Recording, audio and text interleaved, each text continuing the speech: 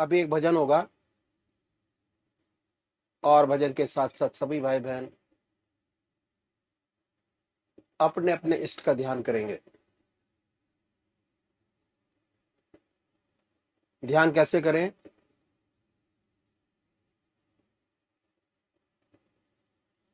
अखिल भारतीय संत मत सत्संग की तरीकत मैं आपके सामने रखता हूं।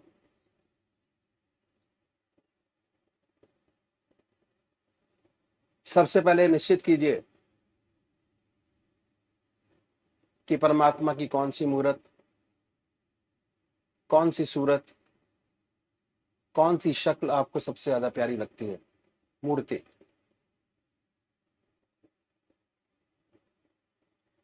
किसी से पूछने की जरूरत नहीं, अपनी आत्मा से प्रश्न कीजिए कि भगवान का वो स्वरूप जो आपको सबसे ज्यादा प्यारा लगता है उसको चुनें।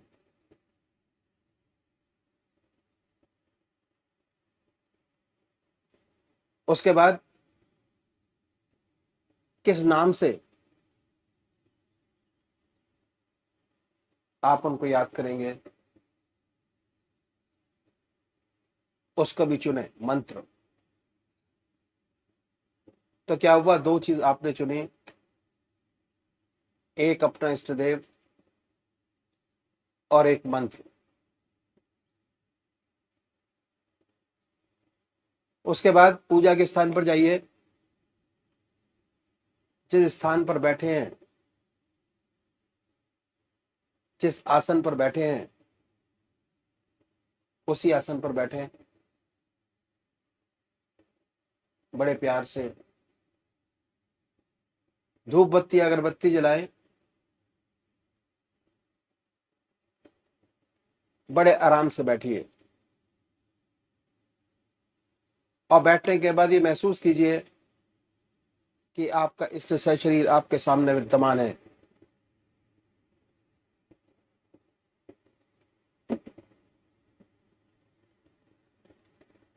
सशरीर भावना से अपने इष्ट को अपने सामने बनाए। बड़ी बड़ी आंखें हैं, गोल चेहरा है, जटाएं हैं, सर्पों की माला है। ख्याल से भाई थॉट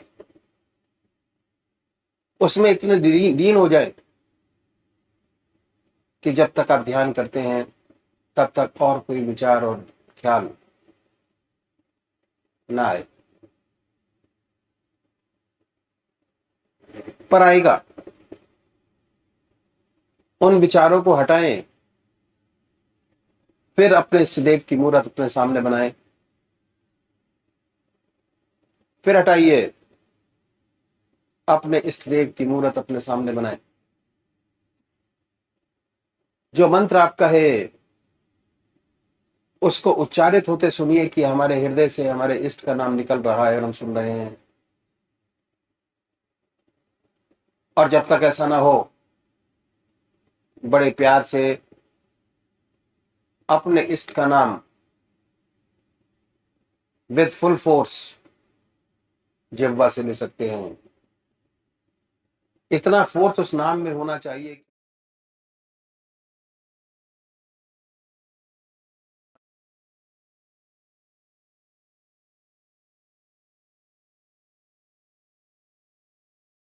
ध्यान करें,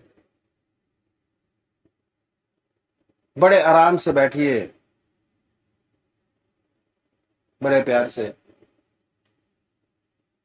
उसके बाद ये महसूस करें कि हमारे हर दिल की धड़कन पर जो नाम आपने चुना है वो निकल रहा है। हृदय ओम ओम कह रहा है और पूरे शरीर में वाइब्रेट करता है। उसके वाइब्रेशंस को महसूस कीजिए और आनंदित हुई। बड़े प्यार से इस काम को करना है।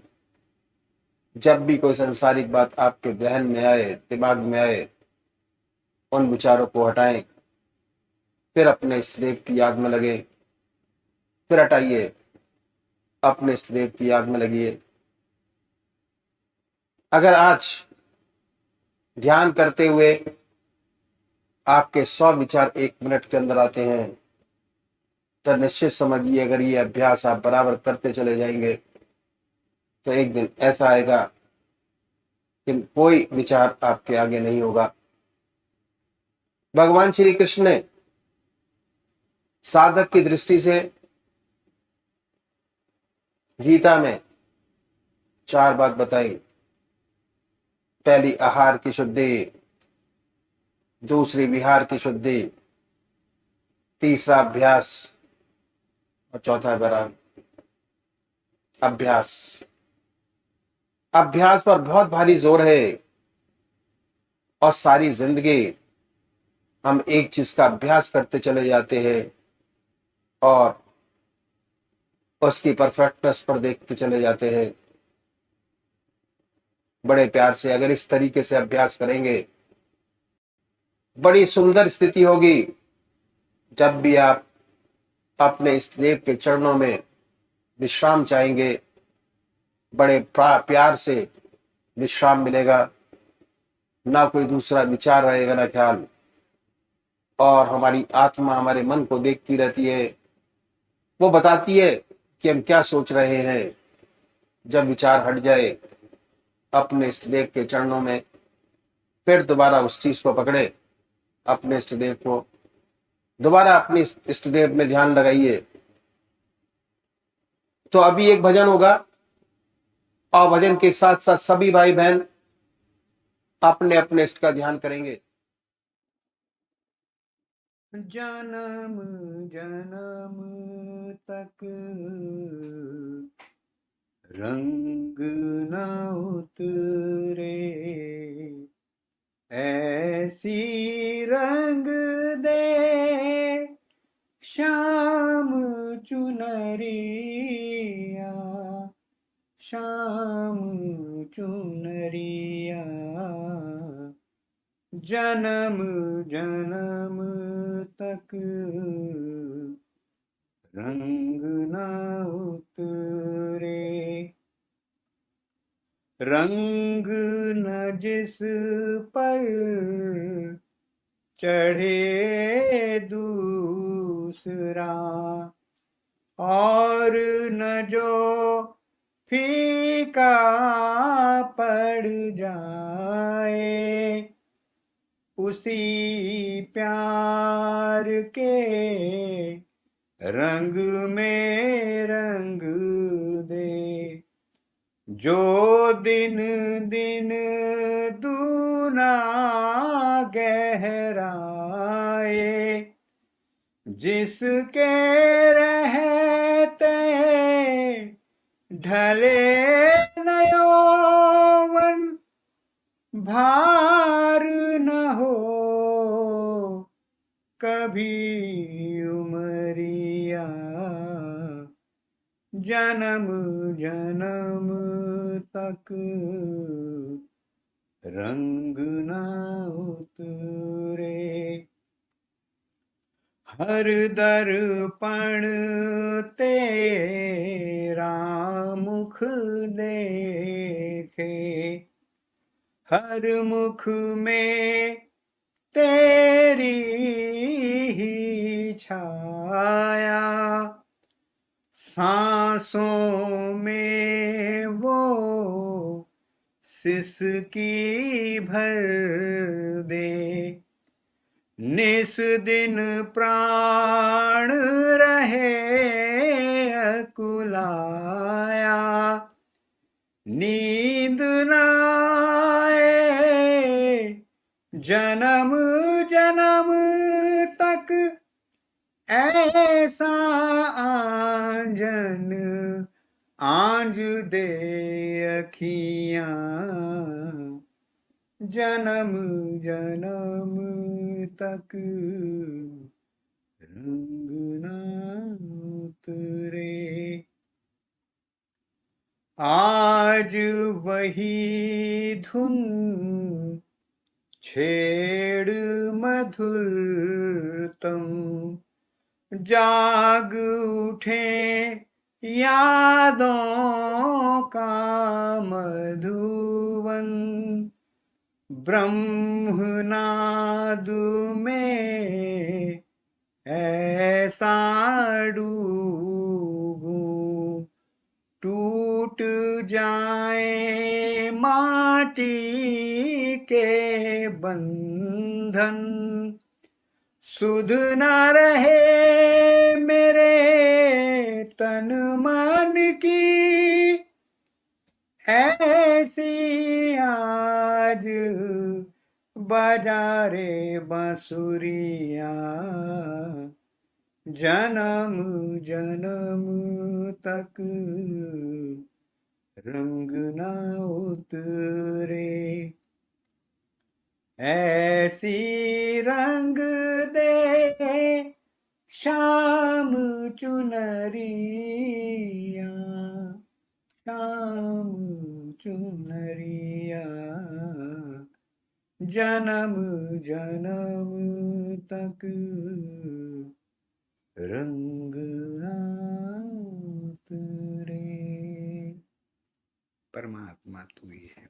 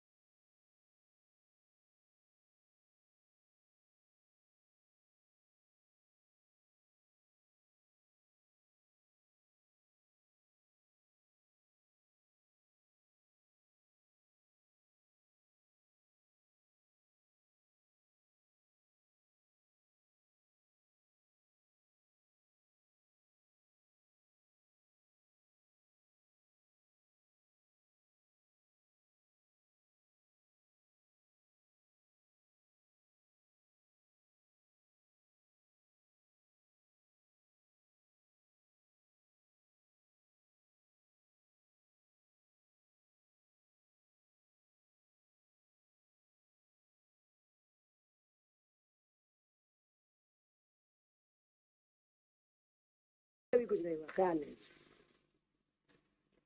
ये सत्य निष्काम कर्म है।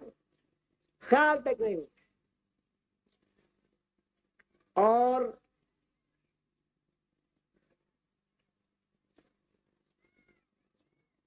हमने इसका अभ्यास निष्काम कर्म का पहले स्टेप से शुरू किया। जब हम रात को सोते हैं, सेल्फ इंट्रोस्पेक्शन करते हैं, तो क्या करते हैं कि जो अच्छे काम सोचते, अपनी आत्मा से पूछते हैं कि आज कोई अच्छा काम हमसे बना जिससे दूसरों की आत्मा को सुख और शांति पहुंची। अगर कोई बना है तो उसे भगवान कृपा कर देते हैं, प्रभु आपने किया, मैंने नहीं। ओ लॉर्ड, यू क्रिएटेड सर्कमस्टांसेस। प्रभु आपने अवसर दिया, ये अच्छा काम हो गया, वरना इसमें कहाँ शक्ति है किससे कोई अच्छा काम बने। भगवान कृपा। और बुराइयों को हम दूर करना शुरू कर देते, एक एक छोटी छोटी पकड़ के दूर करते चले जाते हैं। परमात्मा से प्रार्थना करते हैं कि हमारी ये बुराइयां दूर होती जाए। एक एक छोटी पकड़ते हैं, एक एक करके दूर करते चले जाते हैं।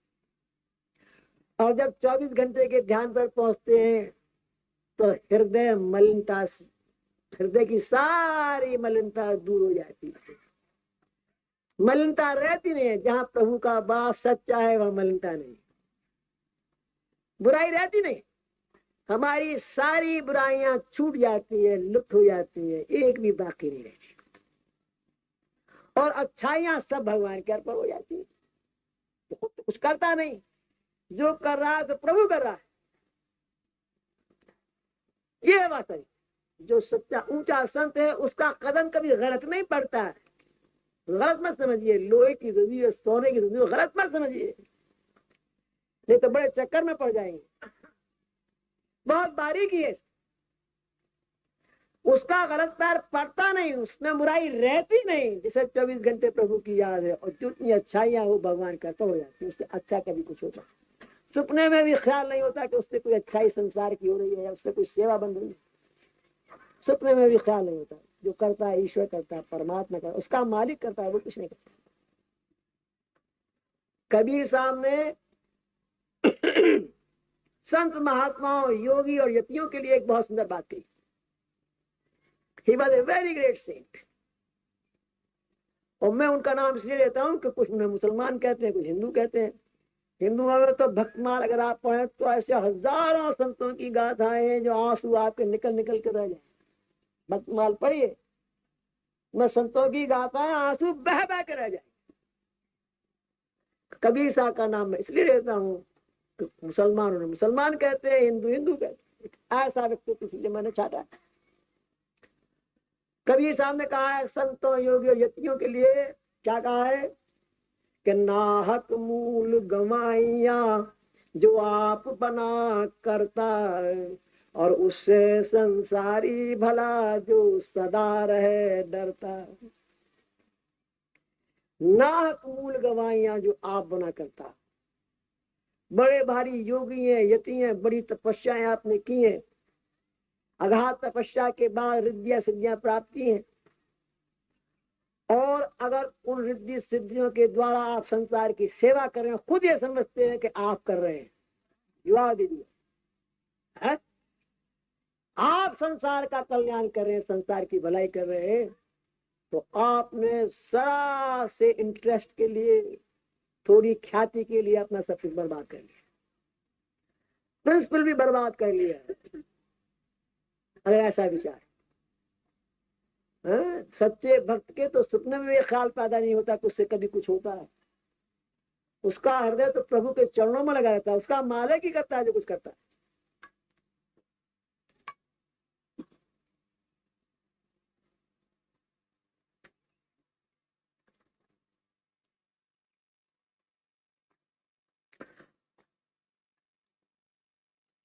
और इस जमाने में तो कर्ताओं की दौड़ लगी हुई।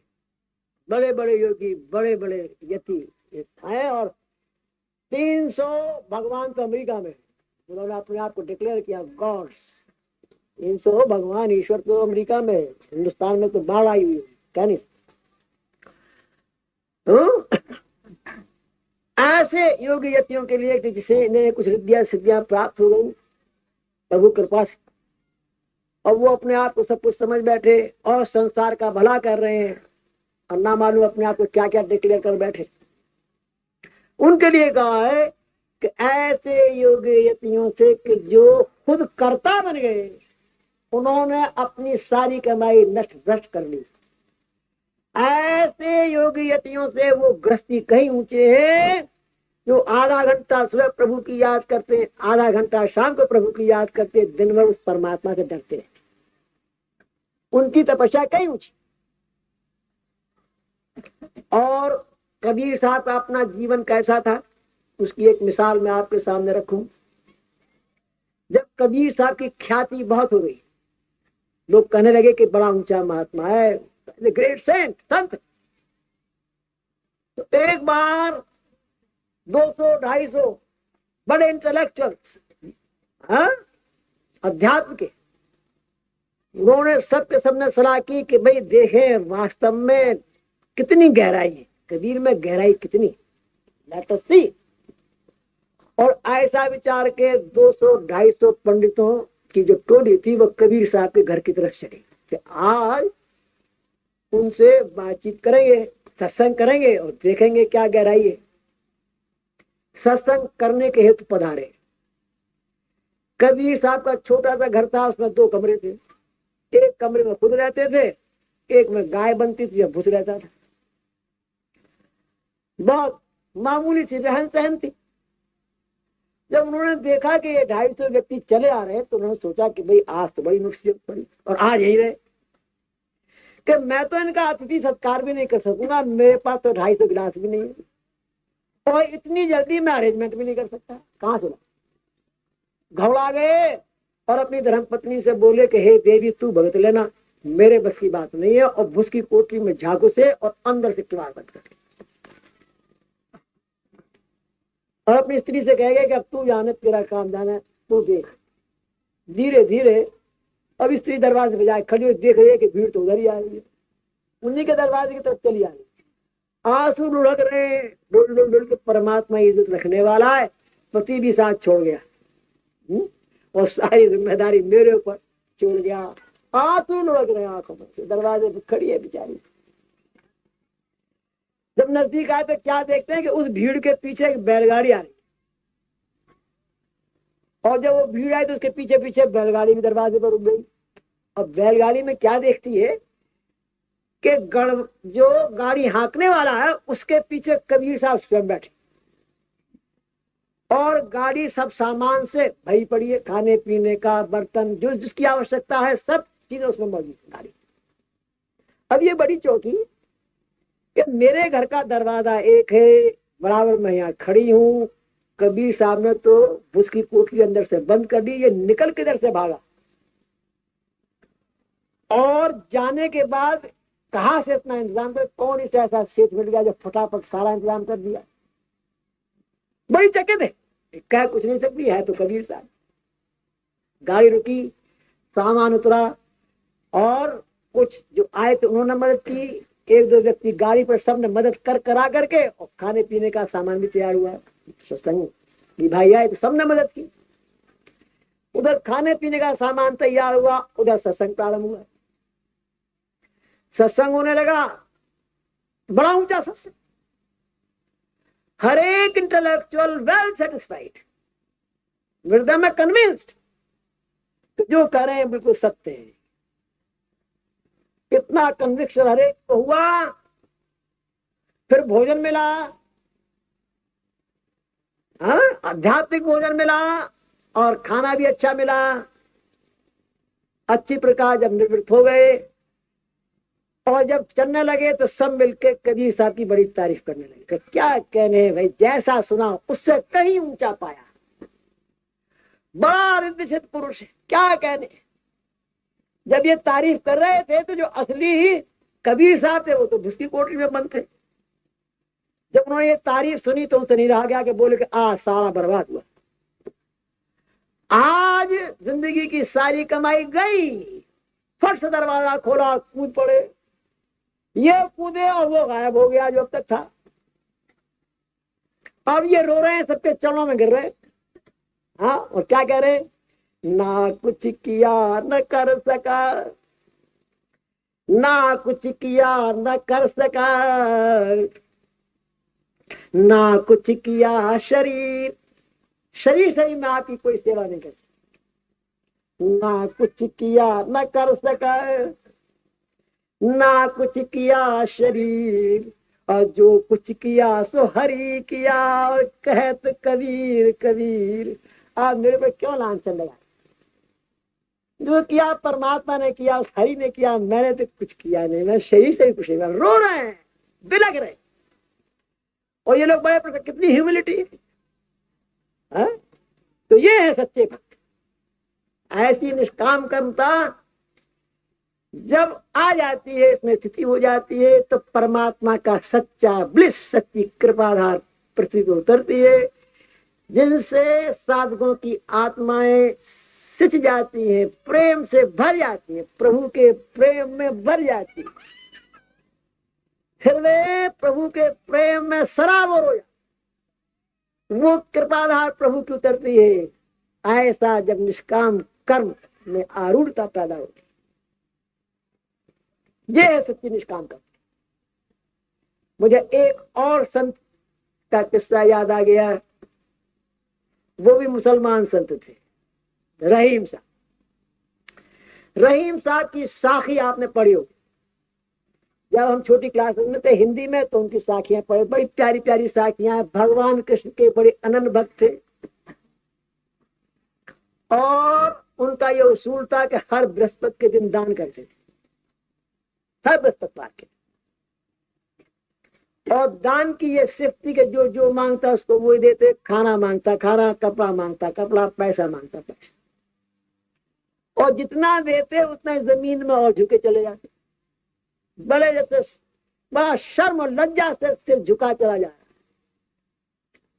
एक कवि उनके इस दान करने के तरीकों को देख रहा है, उससे निराश है।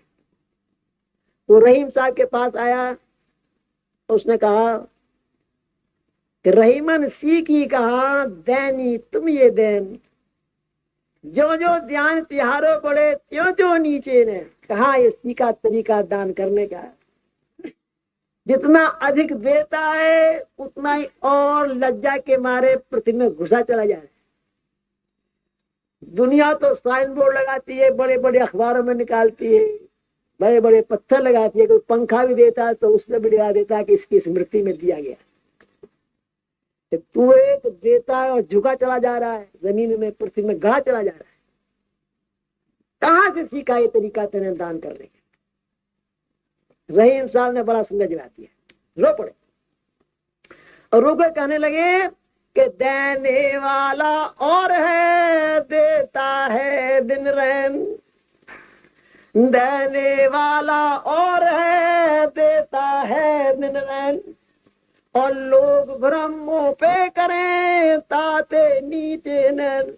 लज्जा से शर्म से मरा चला जाए।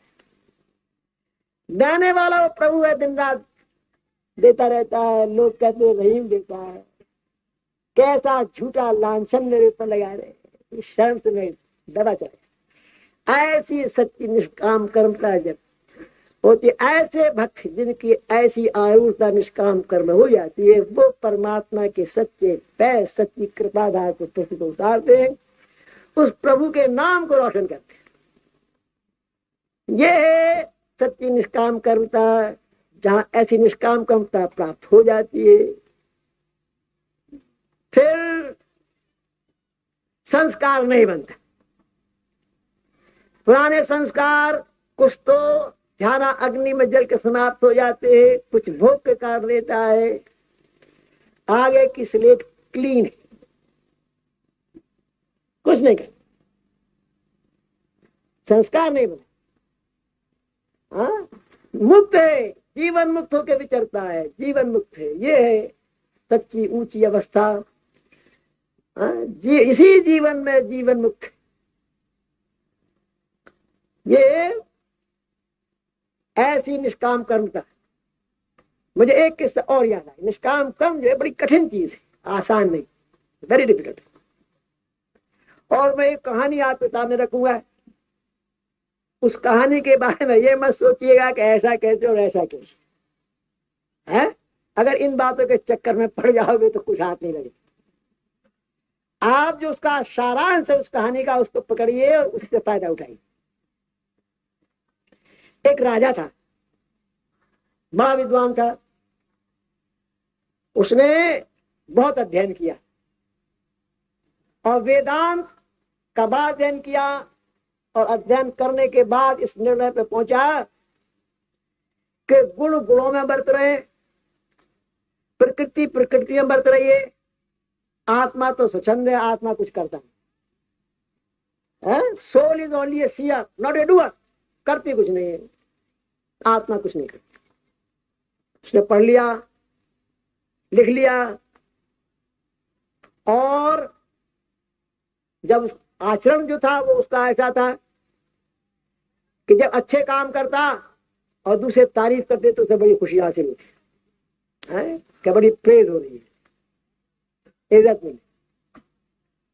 और अगर कोई खराब काम हो जाता, पाप कर्म, तो उसको छिपाने के लिए कहता गुण गुणों में बरत रहे, प्रकृति प्रकृति में बरत रही है, आत्मा तो स्वच्छंद है, मैंने तो कुछ किया नहीं, आत्मा ने कुछ नहीं किया, मैं इसका कोई पश्चाताप करने की मुझे कोई आवश्यकता नहीं है, मैं कुछ करता ही नहीं। ये उसका रवैया था, चलता रहा। और वो अपने आप को बहुत श्रेष्ठ आध्यात्मिक व्यक्ति भी मानता रहा कि भाई मैं बड़ा श्रेष्ठ आध्यात्मिक व्यक्ति हूँ, बड़ा ज्ञानी हूँ, सच्चा ज्ञान मुझे है। एक बार क्या हुआ कि राजा शिकार खेलने गया, शिकार खेलने जाते हैं, शिकार खेलने गया, सुबह से शाम तक उसने बहुत दौड़ धूप की, लेकिन कोई शिकार हाथ नहीं लगा, एक खरगोश भी नहीं मरा, चीता शेर की बात तो अलग। तो सोचने लगा कि अब मैं जब लौट के जाऊंगा तो मेरे मिनिस्टर्स भी मजाक बनाएंगे, मेरी रानियां भी मजाक बनाएंगे कि खाली लौट आए। मैं सोच में पड़ गया क्या करना चाहिए। ये सोच विचार रहा था, सायंकाल हो चुकी थी, सूरज छिप गए थे,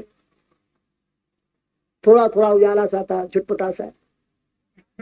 एक नील गाय, जंगली तालाब होते पूंछ जिनको कहते हैं, जो पानी की, उसमें जल पीने आई, नील गाय, जंगली गाय। और वो जब पानी पीने लगी तो उसकी आवाज हुई। इस राजा ने सोचा कि कोई शेर चीता ही होगा, रात में ऐसे बियाबान जंगल में कोई खूंखार जानवर पानी पी रहा है, अगर मैं गया तो मेरी पैर की आहट से भाग जाएगा, इसलिए शब्द वेदी बाण लगा। तो उसने शब्द वेदी बाण लगाया। शब्द वेदी बाण का लगना था, गाय रंबा के गिर पड़ी, और गाय के रंबाने की आवाज हुई तो इसके कलेजे पर चोटी पहुंची, अरे तो गऊ हत्या हुई, गाय मर गई। आया तो आके उसने देखा कि एक नील गाय तीर खाए पड़ी। इसने तीर निकाला, गाय ने प्राण छोड़ दिए। उसके बाद जो गौ हत्या थी, उसने कहा कि भाई राजन तू पश्चाताप कर, नहीं तो अपने पाप को भुगत, मैं तेरे सिर पर सवार। तो राजा बोला कि मैंने कुछ नहीं किया, मैं तो आत्मा हूं, मैं कभी कुछ करता ही नहीं, प्रकृति प्रकृति में बरत रही है, गुण गुणों में बरत रहा है, मैंने ना पुण्य किया ना पाप किया, मेरा तो कोई वास्ता। अब गौ हत्या क्या करे? अच्छा वो भगवान जी के पास गए कि विष्णु भगवान के पास गए कि प्रभु एक ऐसा राजा है, तीर से मुझे मार दिया और कहता है कि गुण गुणों में बरत रहे, प्रकृति प्रकृति में बरत रही, आत्मा तो कुछ करता नहीं, मैंने तो कुछ किया नहीं, मैं तुझे लेने के लिए तैयार नहीं। अब प्रभु बताओ मैं कहाँ जाऊं? भगवान ऐसा कोई बात।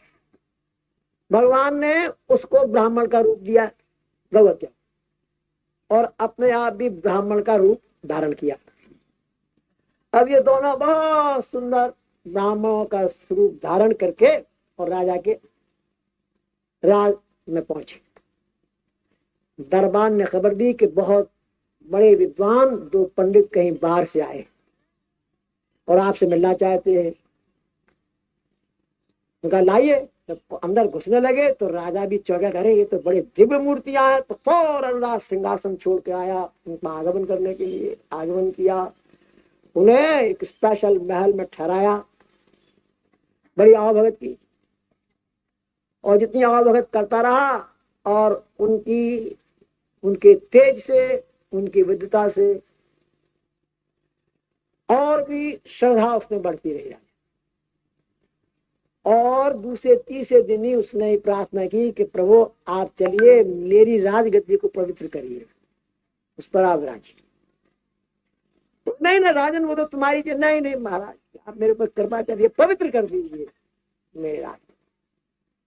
ब्राह्मणों को राजा ले गया अपनी गद्दी पर, अपने आप नीचे बैठा गद्दी पर, उनको बैठाला, सारा दरबार बुलाया, बहुत इज्जत,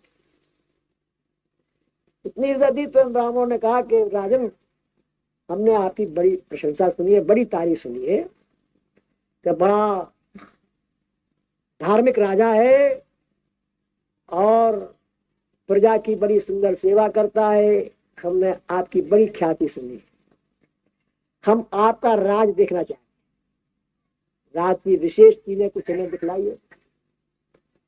तो बहुत अच्छा महाराज, किसी मिनिस्टर को हमारे साथ भेजोगे? नहीं, मैं स्वयं आपके साथ। राजा स्वयं उन ब्राह्मणों को ले गया पहले भगवान कृष्ण के मंदिर में।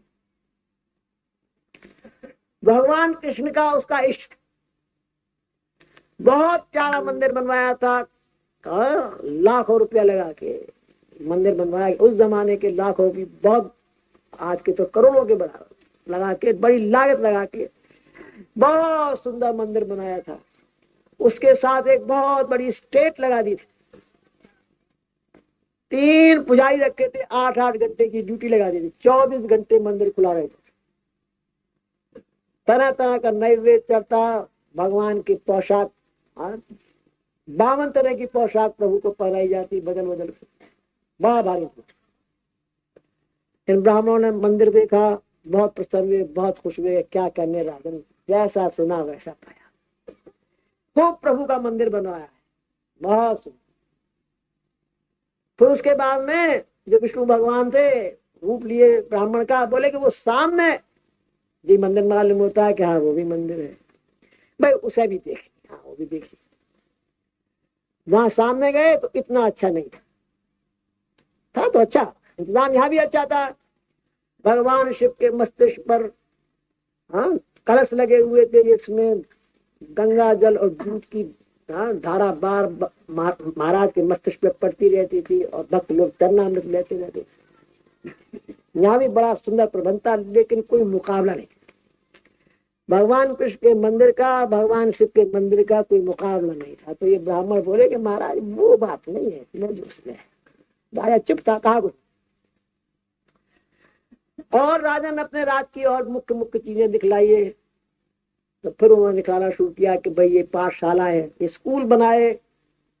धीरे धीरे वो ये कहने लगा कि ये मैंने स्कूल बनवाया, इसमें इतनी क्लासेस है, ये मैंने धर्मशालाएं बनाई, ये मैंने बावड़ियां बनाई, ये कुएं बनवाए। धीरे धीरे मैं आना शुरू। फिर उन्होंने कहा कि भाई हमने सुना है कि तुम्हारे यहाँ की नेशनल म्यूजियम बहुत बढ़िया है, हम उसे भी देखना चाहेंगे। कहा जरूर चलो। नेशनल म्यूजियम में ले गया, और वहां तो एक एक चीज दिखाने लगा कि साहब ये इतनी पुरानी है, इतने कारीगर लगवा के मैंने इसे ठीक करवाया, मैंने इतना पैसा खर्च करके इसे मंगवाया। हर चीज में मैं लगता चला गया। जब मैं खूब हो चुका, तब भगवान ने गौ हत्या को इशारा किया, तो वो शरीर छोड़ के गौ हत्या प्रकट हो गई। बोले राजन, कृष्ण का मंदिर तैने बनवाया, शिव का मंदिर तैने बनवाया, बावड़ियां तैने खुदवाई, स्कूल तैने बनवाए, धर्मशाला तैने बनवाई, तो ये गौ हत्या किसने की?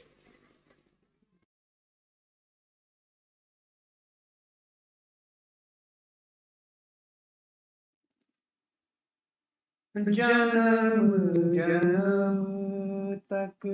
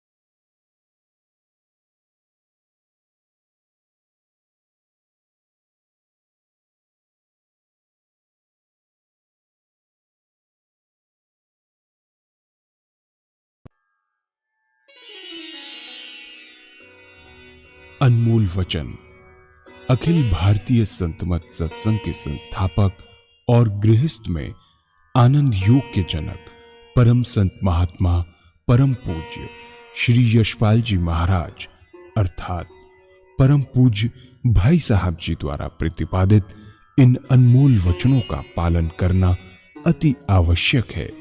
ये वचन हमारी गृहस्थ आध्यात्मिक साधना के लिए मूलभूत सिद्धांत हैं, जो इस प्रकार हैं।